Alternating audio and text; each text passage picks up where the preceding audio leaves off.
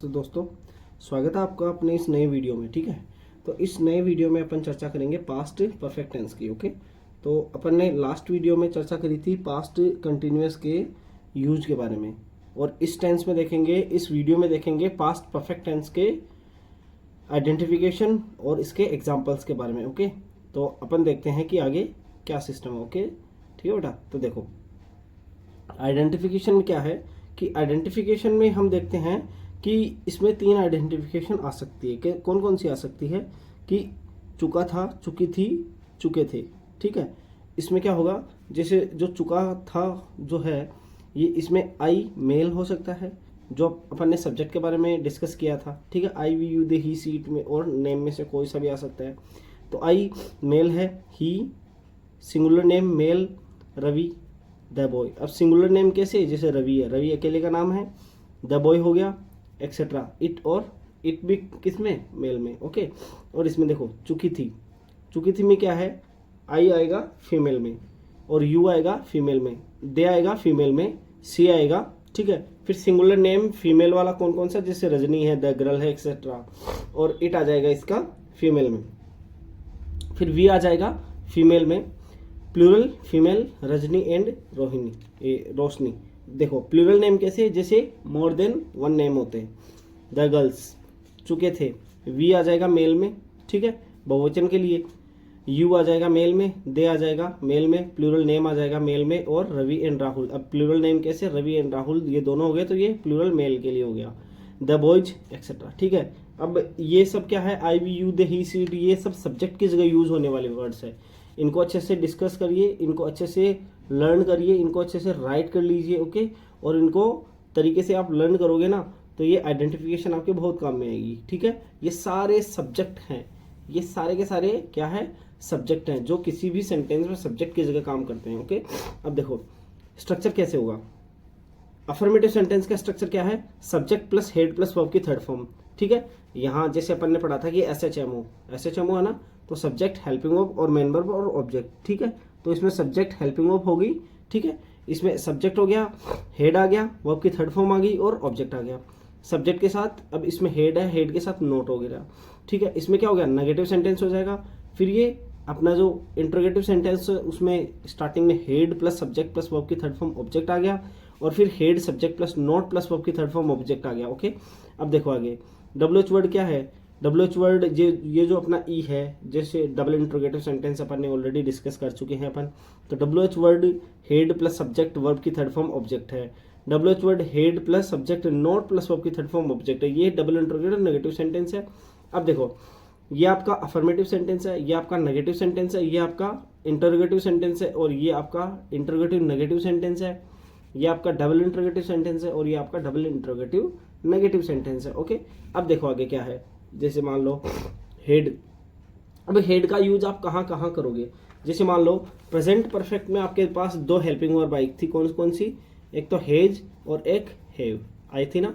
अब हेज और हेव जो आई थी, हेज क्या थी, हेज सिंगुलर के साथ यूज हो रही थी, वहां पे हेज सिंगुलर सब्जेक्ट्स के साथ यूज हो रही थी, और यहाँ पे ये प्लूरल सब्जेक्ट्स के साथ यूज होगी। अब यहाँ पे बात किसकी हो रही है, हेड की। ठीक है, ये हेड में क्या है, सिंगुलर और प्लूरल दोनों का कॉम्बिनेशन होगा। इसमें क्या होगा, इसमें singular plus plural, singular plus plural दोनों टाइप के सब्जेक्ट्स के साथ आप इस हेड का यूज कर सकते हो। कौन से टेंस में, पास्ट परफेक्ट टेंस में।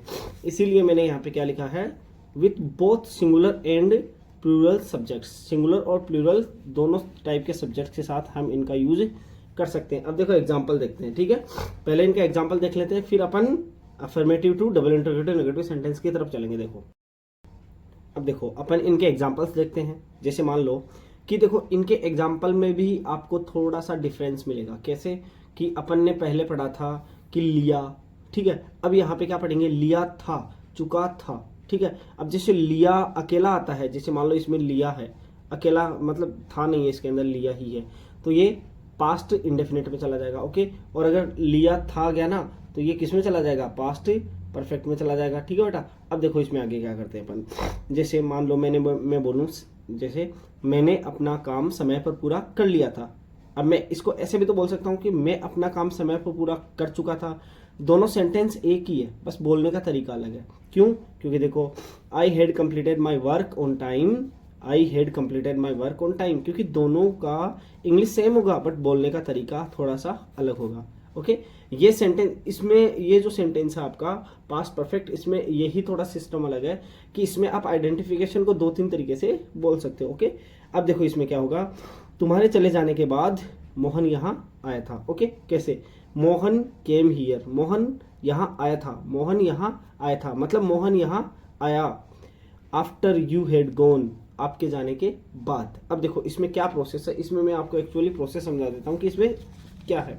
अब जैसे मान लो इसमें 2 काम हो रहे हैं, 2 वर्क हो रहे हैं, इसमें 2 एक्शन हो रही है, 2 क्रियाएं हो रही है। कौन सी वाली?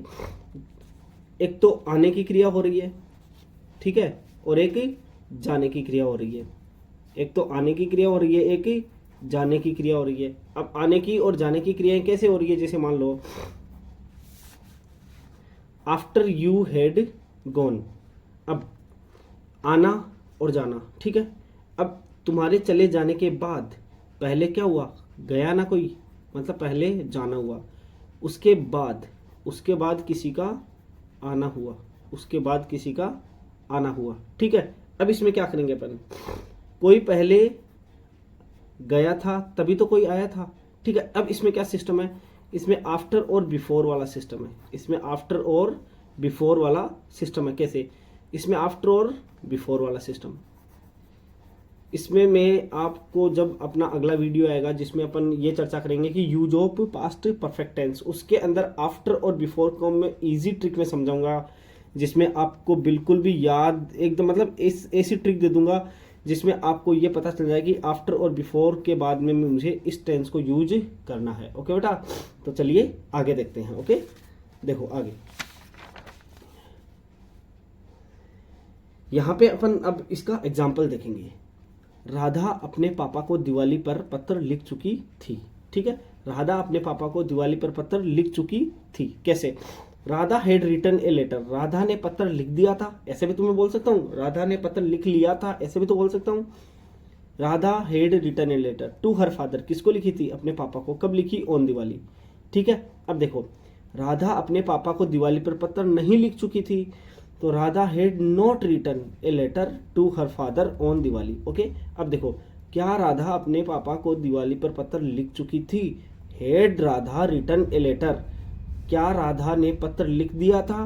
क्या राधा पत्र लिख चुकी थी to her father on Diwali? Had Radha not written a letter, क्या राधा ने पत्र नहीं लिखा था, या क्या राधा पत्र नहीं लिख चुकी थी टू हर फादर, अपने पापा को, ऑन दिवाली, दिवाली पर। ओके, अब देखो इसमें जैसे मान लो अपन इस लेटर को हटाते हैं तो यहाँ पे वॉट लगाना पड़ेगा। टू हर फादर को हटाते हैं तो टू हुम लगाना पड़ेगा। ऑन दिवाली को हटाते हैं तो व्हेन लगाना पड़ेगा, ठीक है। क्यों? व्हाट का आंसर ए लेटर है, व्हेन का आंसर ऑन दिवाली है, टू हुम का आंसर टू हर फादर है। कैसे? What had Radha written, Radha ने क्या लिखा था, राधा क्या लिख चुकी थी टू हर फादर, अपने पापा को, ऑन दिवाली, दिवाली पर राधा अपने पापा को क्या लिख चुकी थी, राधा अपने पापा को दिवाली पर क्या लिख चुकी थी, ठीक है। अब इसका आंसर क्या देंगे अपन? पत्र लिख चुकी थी, ठीक है। राधा अपने पापा को पत्र कब लिख चुकी थी? कब मतलब टाइम पूछ रहा है आपसे, तो देखो अपने वाट लगाया तो ए लेटर गायब हुआ ना, तो यहाँ से देखो वैन लगाएंगे तो आपको ऑन दिवाली टाइम गायब हो जाएगा। कैसे? When had Radha written a letter to her father, when had Radha written a letter to her father. Okay, Radha Diwali पर पत्र किसको लिख चुकी थी?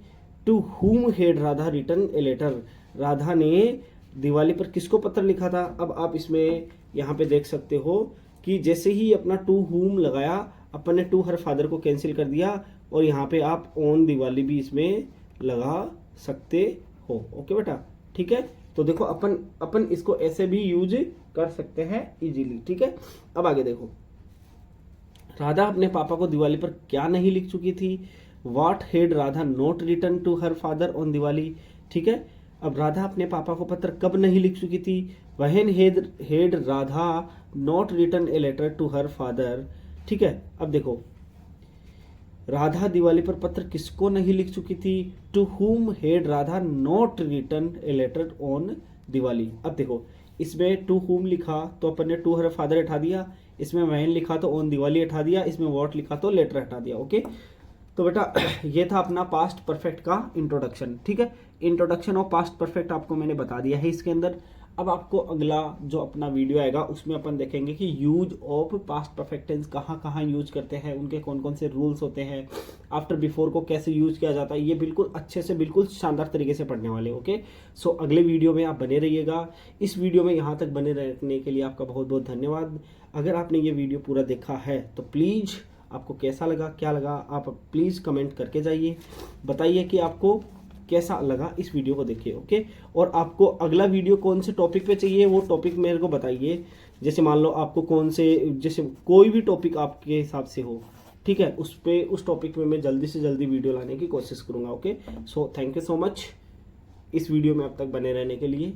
ओके, और जल्दी से सब्सक्राइब करिए और शेयर करिए और सब्सक्राइब करवाइए जल्दी से जल्दी 1K अपना सब्सक्राइब पूरा करवाइए। Okay, so thank you so much, मिलते हैं अगले वीडियो में। ओके, और यहाँ तक अगर पहुँची हो तो लाइक कमेंट और शेयर करना ना भूले, और अगर आपने अभी तक अपने चैनल को सब्सक्राइब नहीं किया तो please hit the bell icon. Okay, so thank you so much.